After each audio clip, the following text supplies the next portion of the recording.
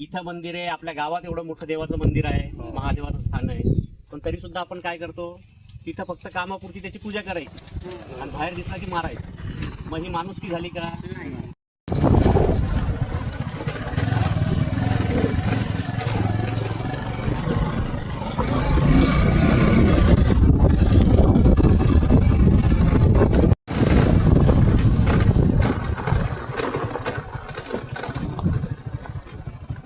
आहे का बसलेला?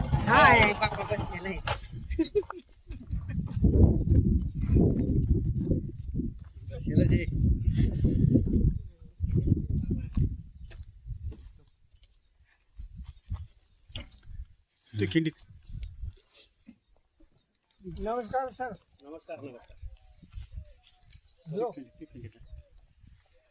नमस्कार मित्रांनो, परत एकदा स्वागत आहे सर्वांचं आपल्याच यूट्यूब चॅनलमध्ये. आज आपण आलो आहे पळसखेड गावात, तालुका लोणार, जिल्हा बुलढाणा. काय साफसफाईचं काम चालू होतं काय? नाही कोणाचं म्हणजे बरं. कुत्र भूकू लागलं. बरं. पोस्ट करतो.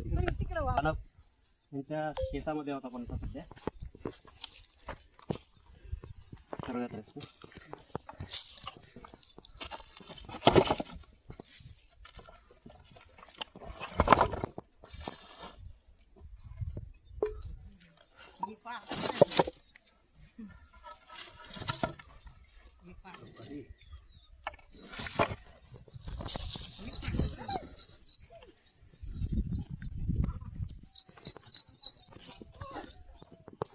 भारतीय नाग, इंडियन स्पेक्टॅकल कोब्रा, एकमेव साप सगळ्या सापांमधला जो फणा काढतो. बाकी निसर्गातले जेवढे साप आहेत त्याच्यातल्या कुठल्याच सापाला फणा हा प्रकार नसतो. काय कसं फुकरणार आवाज आवाज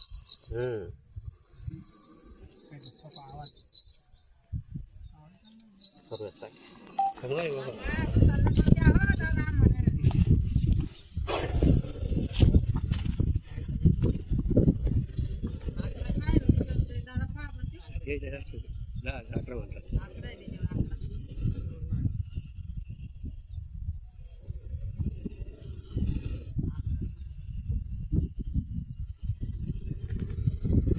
हालचाल करू नका.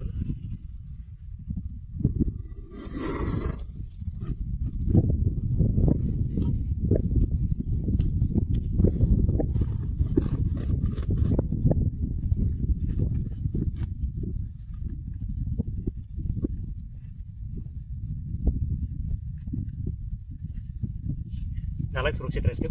लवकरच ठेवूया सोडून त्याच्या नैसर्गिक अधिवासात.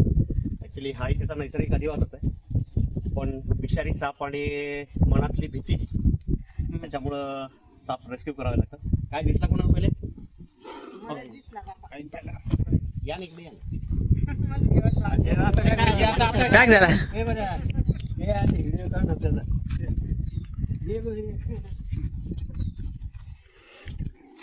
काय कसं काय दिसलं ताई? इथं कुत्र बसेल होता. हा हा. मी तिथं पायऱ्या होते. बर ते इथून आला ना इथं मंदिरात चालला होता. बर. मंदिरात चालला तर मग ते तिकडे आला, जसं कुत्र्यानं पाहिलं मग ते तिकडे येऊ लागला घराकडे. मग मी आरडली. त्याच्यानंतर मग इकडे येऊन बसला. नाही बसला, नाही पूर्ण लागला. लाकडाच्या मध्ये गेला. अडवला तो आरडला आम्ही कुत्र्याने अडवला तो केलं. कुत्र्याने अडवला. हे बघा, एखाद्या वेळेला असं हे कुत्र झालं, मांजर झालं, त्याच्यानंतर मुंगूस झालं. यांची जर काही त्याच्यात, आता मुंगूस तर त्याला मारून खातं, पण बाकीचेही जर जनावर जर त्याला कुठले जर मारत असतील तर ही नैसर्गिक प्रोसेस आहे. हो ना. ठीक आहे, ही नैसर्गिक प्रक्रिया आहे, ह्याच्यामध्ये आपल्याला यायचं नाही.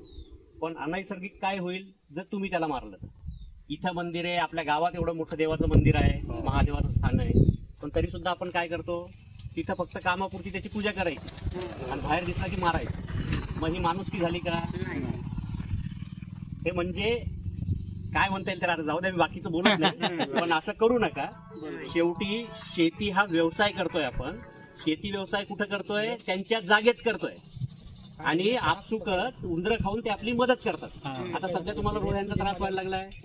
25 वर्षापूर्वी रोह्यांचा त्रास होता का एवढा? कारण त्यावेळेला त्यांचा नैसर्गिक अधिवास होता, जंगल होते, आजूबाजूचे जे काही क्लास जमिनी होत्या, गायरानी होत्या, त्याच्यात ते जनावर राहायचे. पण आता ते आपण सगळं स्वार्थापायी संपवलंय. त्यांना खाणारे जनावर नाहीसे झाले, त्याच्यामुळे त्यांची संख्या वाढली आहे. आता पुढच्या 20-25 वर्षामध्ये असेच जर साप जर नाहीसे झाले तर सापाचं मुख्य खाद्य आहे उंदीर. आणि एका उंदराच्या जोडीचे एका वर्षामध्ये 850 ते 900 उंदरं होतात. मग त्याच्यानंतर करता येईल का शेती आपल्याला? शेती सोडा, त्याच्यानंतर आपल्याला घरात राहणं मुश्किल होईल. जी काही बाकीची रोगराई वाढेल त्याच्या उंदरामुळं ते वेगळंच झालं. कुठलेही जे जनावर आहेत निसर्गात बनवलेले, हा निसर्गाने सगळा विचार करून बनवलेला आहे. पण कुठल्याही ह्याची जर संख्या जर वाढली तर त्याचा आपल्याला त्रास होतो.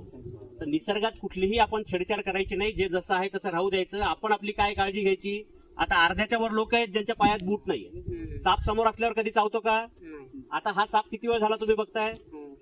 काही केलं का ह्याने? तुम्हाला आला का चावायला? हा, साप चावतो कधी? त्याच्या अंगावर पाय पडल्यावर. नाही तो कुठे अडचणीत लपून बसलेला आहे, तिथं जर तुम्ही डायरेक्ट हात घातला तर. मग आता त्याच्या अंगावर पाय पडल्यावर साप चावतो म्हणल्यानंतर आपल्या पायात बूट असायला पाहिजे. मग बूट घातले तर आपल्याला सर्पदंश होईल का? पण एवढ्यावर जर साप चावला तर माणसाचा जीव 100% वाचतो. आपण तात्काळ दवाखान्यात जायचं, कुठल्या मंदिरात जायचं नाही. म्हणजे भले आपल्याकडे महादेवाचं देवस्थान आहे, मी सुद्धा ब्राह्मण माणूसच आहे, मलाही सगळ्या गोष्टीवर विश्वास आहे, पण अंधश्रद्धा नाही. कुठलेही मंदिर, बाबा, मठ, आश्रम जर विषारी साप चावलेला असेल तर तुम्हाला कोणीच वाचवू शकत नाही. त्याच्यामुळे साप चावला की काय करायचं? सरळ दवाखाना काढा. सांगितलेल्या गोष्टीची थोडीशी काळजी घ्या आणि सुरक्षित राहा. धन्यवाद.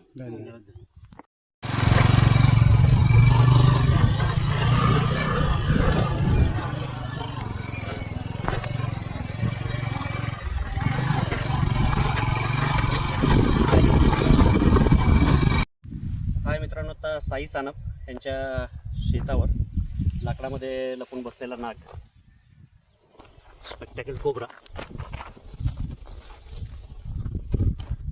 एकमेव साप जो फणा काढून उभा राहतो. संकटात जाणवल्यानंतर, भीती वाटल्यानंतर फणा काढून फुसफुस करणे हे ह्या सापाचा संदर्भ. न्यूरोटॉक्सिक प्रकारचं विष असतं या सापाचं. सावलेल्या जागेवर आत होणे, पुढच्या काही वेळात तिथे सूज येणे, त्यानंतर पुढच्या तासाभरामध्ये बाकीचे त्रास चालू होतात, ज्यामध्ये श्वास घ्यायला त्रास होणे, पोट दुखणे, डोळे आपोआप बंद होणे. न्यूरोटॉक्सिक असल्यामुळे जी मानवी शरीराची जी नर्वस सिस्टम जी आहे, मज्जासंस्था, त्यावर ह्या सापाचा विष काम करतं. दिव्यात सोडून भारतीय नाग, इंडियन स्पेक्टॅकल कोब्रा, अस्वस्थच निघून गेलाय.